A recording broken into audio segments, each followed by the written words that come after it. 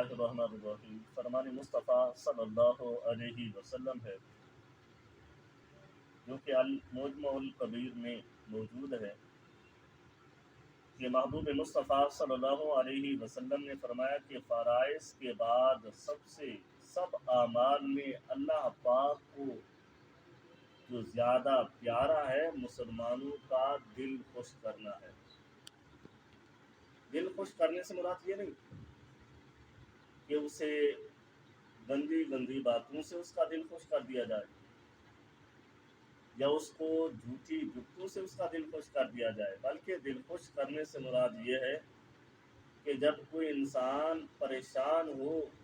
اور اس کی پریشانی کے وقت اس کے کام آنا، اس کی پریشانی کو دور کر دینا، وہ پریشانی انسانی زندگی کے ساتھ تعلق رکھتی ہو، تو جب ہم اس کی پریشانیوں کو دور کریں گے تو اس کا دل کتنا خوش ہو جائے گا۔ تو میرے محبوب نے فرمایا اللہ کو سب سے زیادہ پیار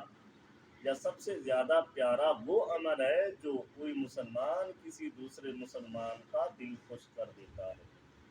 تو دعا ہے کہ اللہ رب العزت ہم سب کو سمجھنے کی توفیق عطا فرمائے۔